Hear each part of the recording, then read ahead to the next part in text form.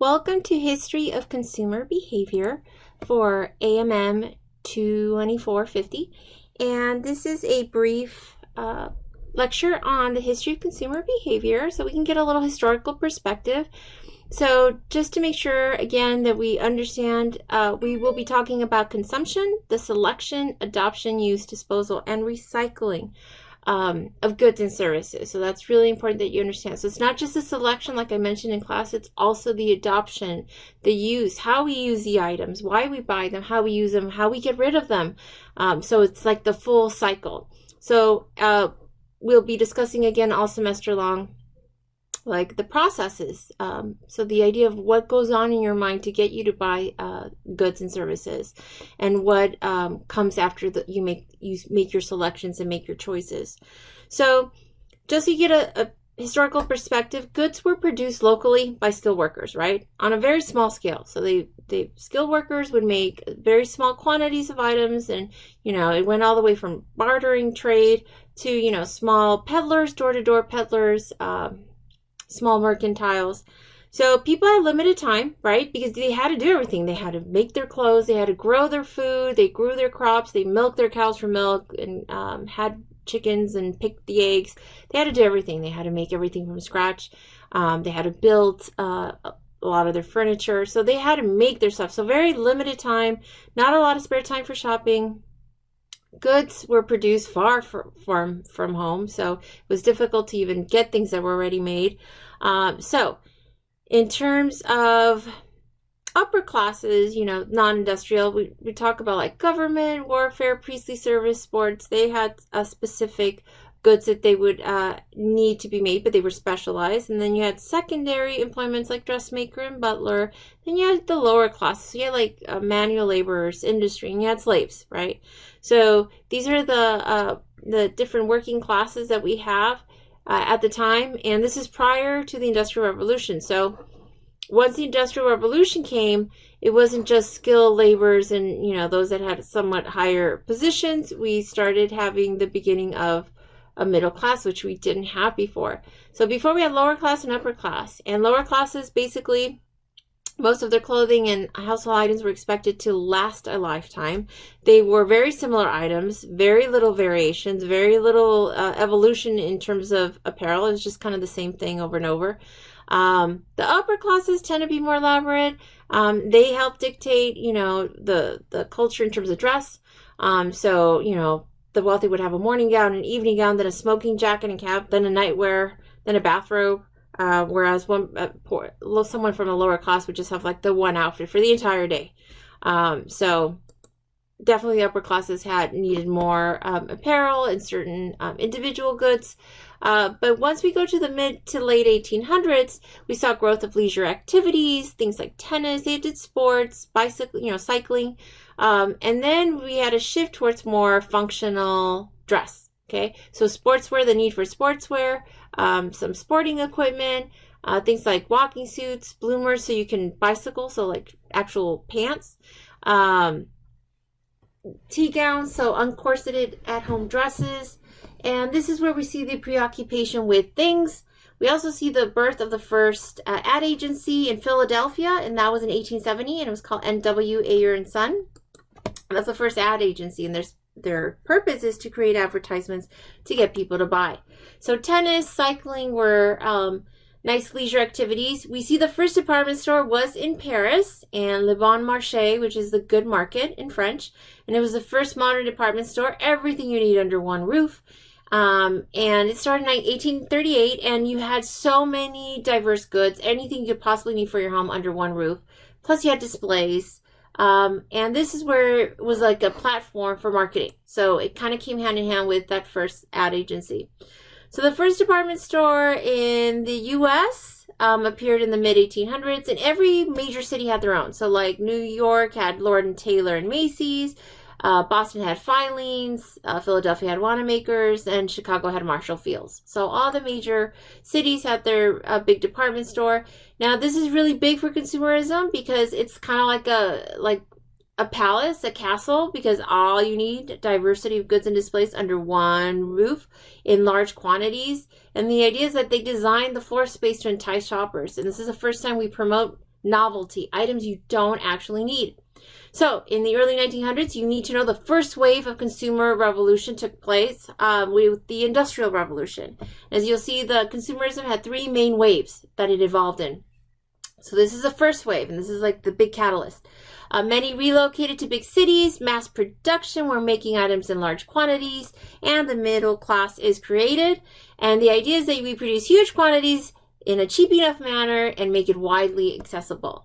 So the first Industrial Revolution was in Great Britain, but the second one was led in the United States. And we have the upper class expanding, the middle class that was created and working, and you had the working class. So workers became consumers. Now this is where we start making a lot of items, and this is where we start looking at, especially going down the pipeline, overproduction, right? So scarcity is a word we're going to hear a lot this semester, and when there's a lot of demand, very little supply, you have scarcity. And when you have very little demand and too much supply, you have overproduction. So we actually have a problem with both, actually, and we'll be talking about that. So depending on what we're talking about. But there is that issue of overproduction, and we also have scarcity. Catalog sales began increasing with Sears and Roebuck and JCPenney. So they were big. I know they're not the most exciting thing right now, and they're on their way out, unfortunately, but they were huge. They were catalog companies, and they offered even greater variety in physical stores. So the store would have the catalog, and if the store couldn't carry the item, you can go order on the catalog, and they would place the order for you. The thing is, you need to present products in a favorable manner, and that's what they did. So they really worked on the catalog, making the images, the description. We had new printing techniques. Now you can display ads in color for print. Magazines had more alluring poses. Newspapers, a primary vehicle of information, incorporated product imagery, which it didn't before. It was all text. Even the text started appearing in bolder fonts, simplified words and fonts. Emotion appeals started to be used to appeal to the emotion. So like have a good time and feel good by buying our products. In the early 1900s, the idea for more items intensify. We see the opening of dime stores, inexpensive consumer items. Radio ads start increasing. Ads sell prestige, image, not just the actual product. Now we're starting to see that more is being acquired and savings are starting to go down. We also see that it crosses all ethnic lines. Immigrants are trying to fit in, so they were tailoring to immigrants. Social classes starting to emulate, so growing middle class because of the Industrial Revolution, but some of them want to try to emulate the upper class. And it also crossed over various genders, both genders. So the idea that, tobacco, for example, was specifically only advertised for men, they started advertising for women as well in the 20s. So it crossed all these different divisions. Then we hit the Great Depression, stock market crash of 1929. So the Great Depression hit in the 30s. Consumerism didn't fully stop. It was just interrupted, right? And basics took priority. And that's why I always mention Maslow's hierarchy of needs. So please review this, but just know that your basic needs need to be met first. Your physiological. You need to be able to breathe, eat, sleep, drink water, and then you need safety. So safety of body, employment, resources, then belonging. Then you're going to be worried about belonging, friendships, a sense of fitting in, sexual intimacy, sense of connection, having loving relationships.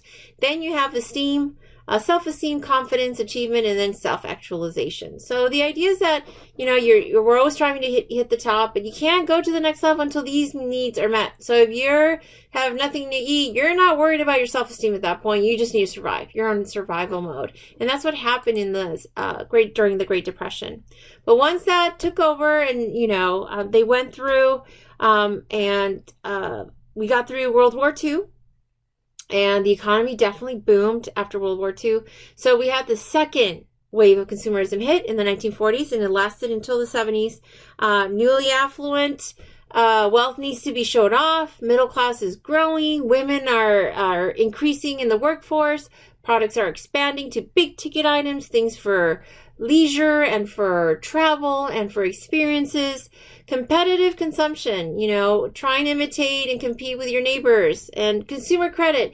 This is where towards the late 70s, we start seeing consumer credit being opened up, and we see debt of the credit card, that credit card debt that we hate so much. So we did see people start protesting, like ministers, against consumerism. This is where we start seeing the criticism of it. Vanity starts going up. The use and criticism and the obsession of vanity products. Advertisers are utilizing envy in advertisements. New impact on things like holidays, in our culture. So, like 2 month salary for engagement rings, like kind of this unwritten. It's not a law. It's not written. This unwritten rule, but we all know it. Creating expectations. Valentine's Day needs to be romantic. You need to do something for someone's birthday, those kind of things. So that means more buying.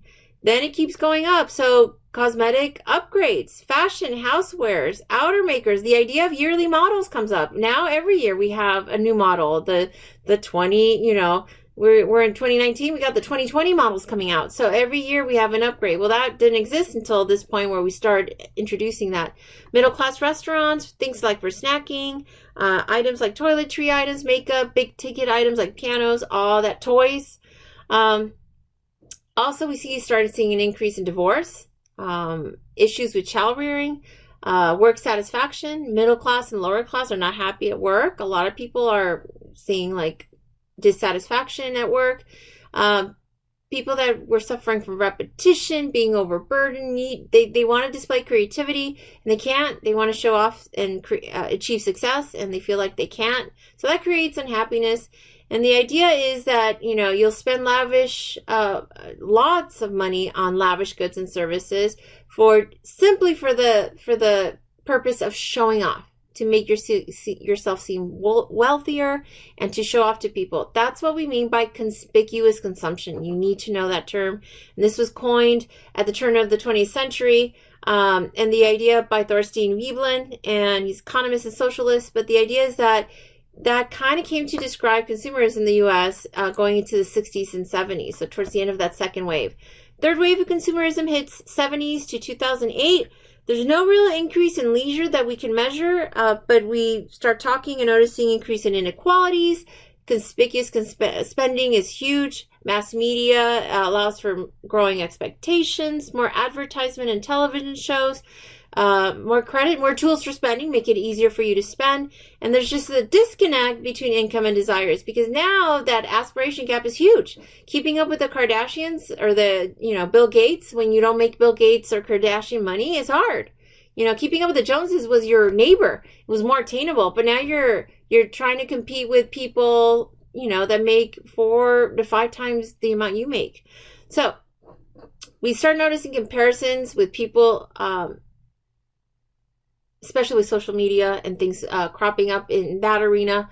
And that's the idea, is that comparisons are tricky, right? And the ideas of marketers are like now targeting specific wage category, people, income brackets. And now these comparisons are being made with, again, groups up to 5 times our current earnings. And that makes it really difficult. So disappointment is to be expected. It's not shocking. When they say, like, I can't believe it, don't be shocked.